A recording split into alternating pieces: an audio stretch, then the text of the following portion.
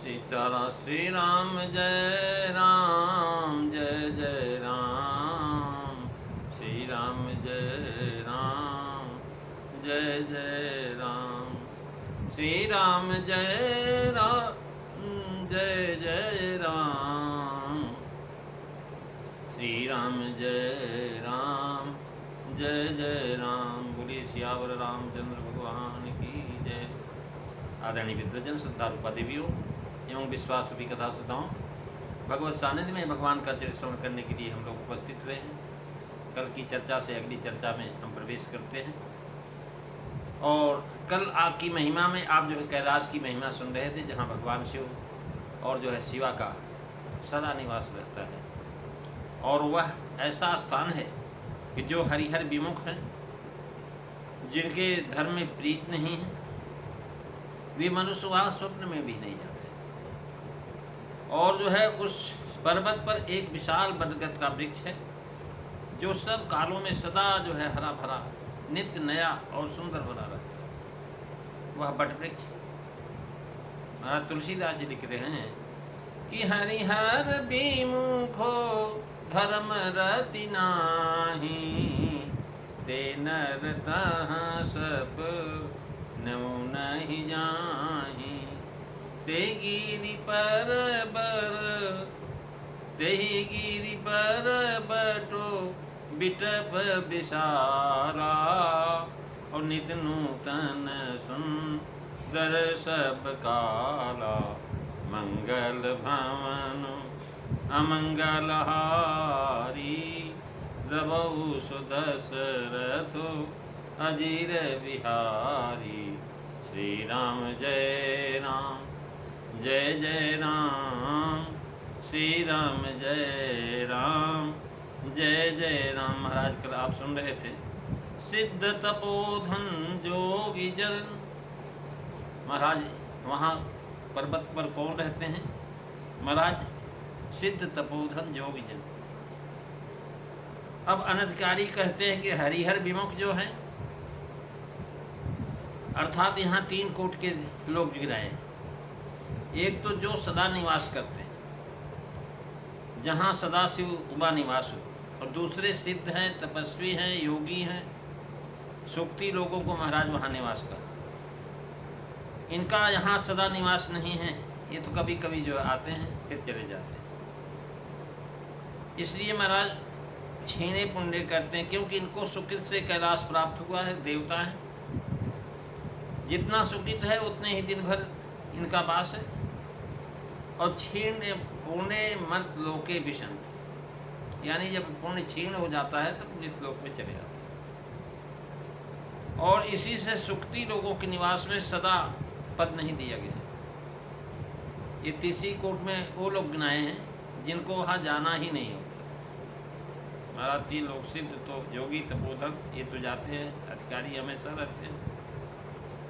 और कहना एक दूसरे सिद्ध ही तपस्वी योगी सुकृति का निवास।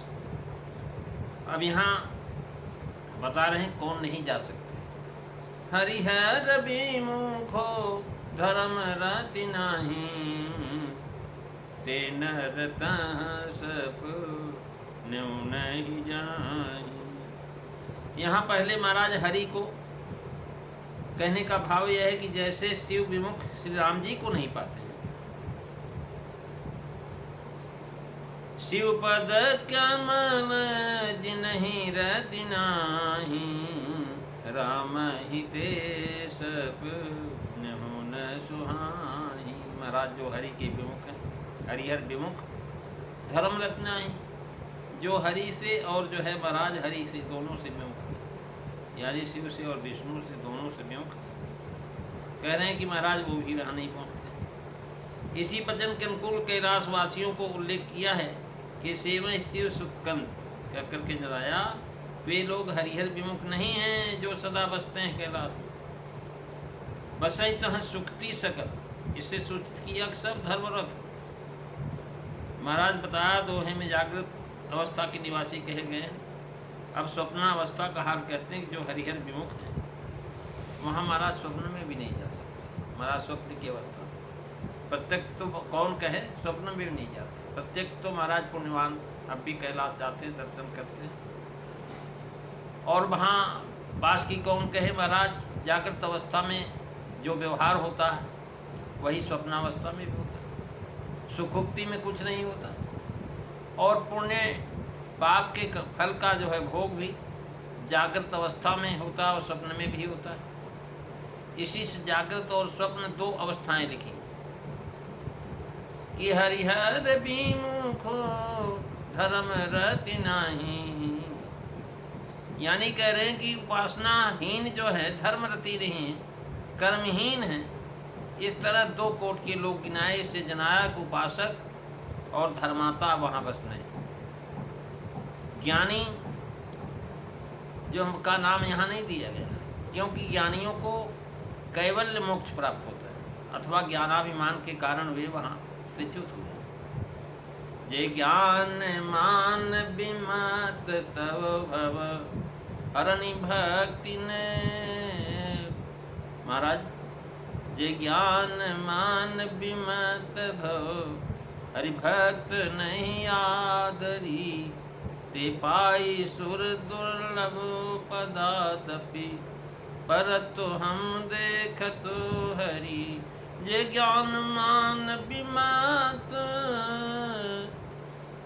तो भवहरणी, कह रहे महाराज ऐसे आपकी भव हरण करने वाली भक्ति का आदर क्यों नहीं करते। वो महाराज ऊपर देवता बन करके भी फिर नीचे आ जाते हैं। धर्मरति ना ही, इसका भाव यह है कि धर्म पर चलने वालों को दुख नहीं होता किंतु सुख की प्राप्ति होती है। सब दुख वर्जित प्रजा सुखारी, धर्मशील सुंदर नर नारी।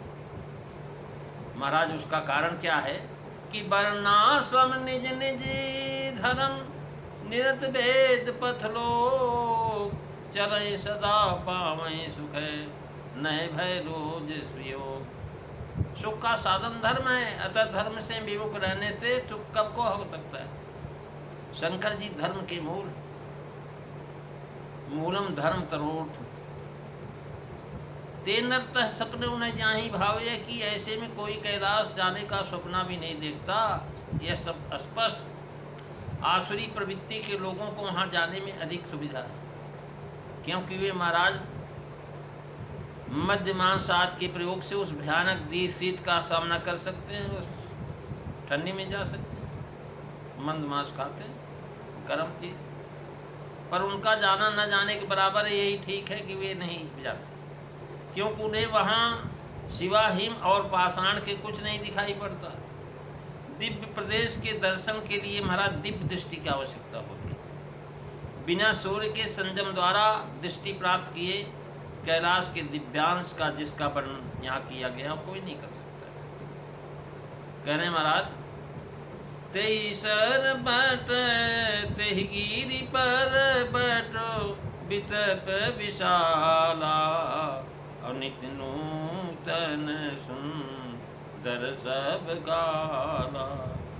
तेहि गिरि पर बट, परम रम्य गिरिवर कैलाश, उस कैलाश गिरी का वर्णन किया। बट बिटप जो महाराज उसका विशाल, अर्थात 1000 योजन लंबा और 1000 लंबा चौड़ा, ऐसा बट वृक्ष। बहुत बड़े बड़े, आज दिन में भी भारतवर्ष में बड़े बड़े महाराज बट वृक्ष मिलेंगे, बड़ी दूर दूर तक मिलेंगे। हमारे गांव में एक बट वृक्ष था, वो मीलों में था। अब तो खैर लोगों ने उसको खेत वोत बना लिया, जड़ें उसकी इधर उधर कर दी, हाथी बुलवा करके करवाते थे। तो कह रहे महाराज 1000 जो है योजन आगे लंबा चौड़ा था वो, और जो है बहुत बड़े बड़े आज भी दिन में भारतवर्ष में पाए जाते हैं। नर्मदा तट पर एक बट वृक्ष इतना विशाल है, उसके नीचे महाराज अपनी 6-7 हजार मनुष्यों की सेना लिए हुए उसके नीचे महीनों विहार करते थे। इसके पत्ते इतने सघन हैं कि वे ही शाम ही आने का काम कर देते। वर्षा की बूंदों और सूर्य की किरणों का वहाँ गम गुजर नहीं। इसकी छाया गर्मी में सुंदर शीतल और जाड़े में गर्म रहती है। महाराज बट वृक्ष के नीचे आप सो जाइए, जाड़े में आपको गर्म मिलेगा।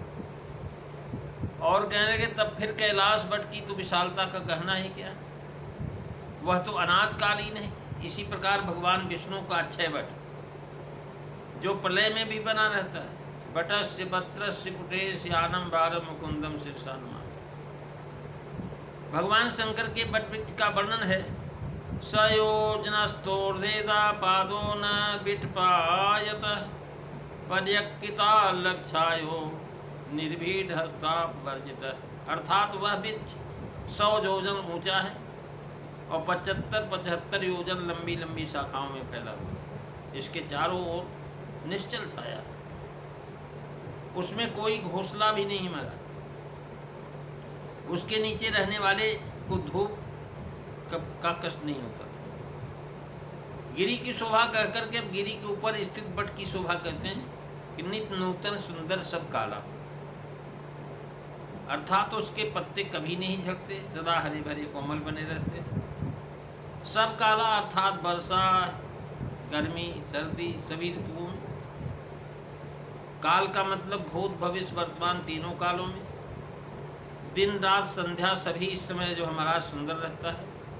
तात्पर्य है कि विश्व भक्त को काल के धर्म नहीं व्यापते, वहाँ काल नहीं पहुँचते, कभी नष्ट नहीं। साधारण वट के विषय में किसी कवि ने कहा, कोपोदकम वटच्छाया श्यामा स्त्री चेष्टिका ग्रहण शीतकाले मदे विश्वान मुष्काले शीतलम। और ये शिव विश्राम वट है। तब यहाँ महाराज सब ऋतुओं में नित्य नूतन सुंदर हो तो कोई आश्चर्य की बात नहीं है। यहाँ भगवान शिव के विश्राम की जगह है। कह रहे हैं महाराज आगे जो है चौपाइयों आप सुनेंगे, शिव विश्राम विटप स्तुति गाया। तो ये चर्चा आप अगली कथा में सुनेंगे। आज हमने दोहा नंबर 106 की पहली और दूसरी चौपाई पर विचार किया। अगली तीसरी चौपाई पर, तीसरी चौथाई पर, चौथी चौपाई पर जो है कल विचार करेंगे। आज बस इतना ही। बोलिए सियावर रामचंद्र भगवान की जय। श्री राम जय राम, जय जय राम। श्री राम जय राम, जय जय राम।